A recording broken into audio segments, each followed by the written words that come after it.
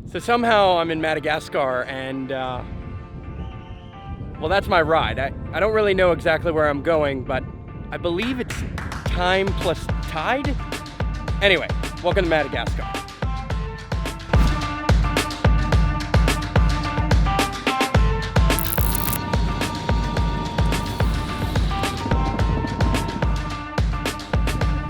I've been to worse places. Oh, hey there. Now, I know you might be wondering, how is it that Mark Angelo travels all around the world, and what are you doing in Madagascar?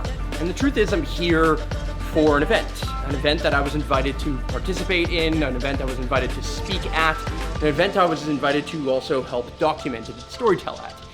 And the event is called Unconventional Life. It's an event that brings together entrepreneurs and powerful, heart-centered people from all around the globe. I mean, Europe, South Africa, I think there's a bunch of people from everywhere, basically. In high up positions all the way to kind of startup entrepreneurs, but people who are very specifically chosen because of the unconventional life that they live or are embodying and want to live and kind of embody further. And I was thinking about it. What makes my life unconventional? What is it about what I do that enables me to continuously propel forward and not have the normal 9-to-5 job, which, well, let's just be real, doesn't land you in a villa like this on a regular basis, right? And I think I can boil it down to 3 core principles. So the first unconventional principle that I think I live by is seek discomfort. Now, many of us go through life looking to be comfortable, looking to create and do things that are within our comfort zone, and here and there we push the boundaries. But I think the number one way that I've found a way to, well, I don't know, be unconventional is to do things that are unconventional for me. Not just by society's standards, but by the way that I show up in the world.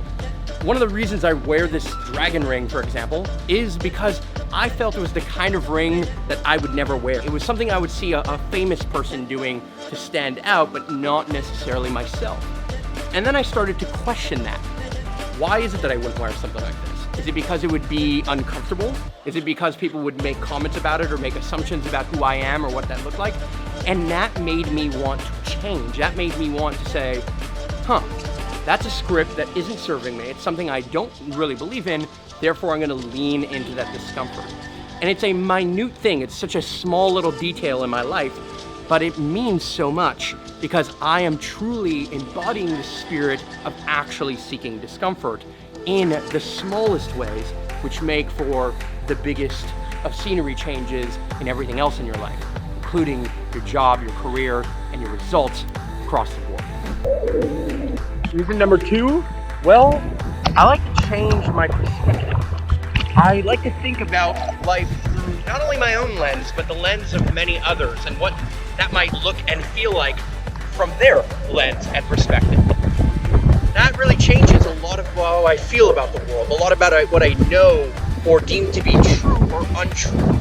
Because, well, life is lived through your own perception, through your own eyes, your own eyeballs, and what you are creating and doing, and your own perspective is limited compared to what is happening around you, as you can see.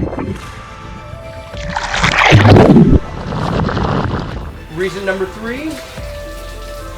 Well, reason number 3 is pretty obvious to me. It's related to the idea of not accepting normal as my baseline, recognizing that for my life isn't something I want to be normal.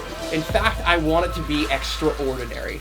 And for me to have an extraordinary life, I have to be willing to be unconventional, to do things different because, well, that's what the cool people do, right? And I'm not trying to be cool, I'm just trying to be me.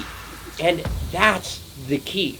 It's not about being like something else, learning about how to create something in the way that somebody else does, make videos in the way that other people do. It's more so about finding my own style and embodying it fully.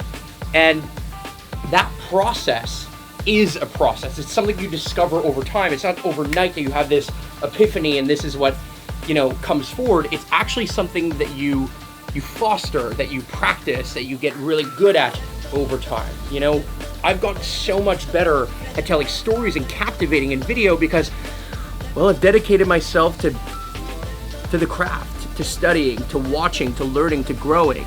And that took time.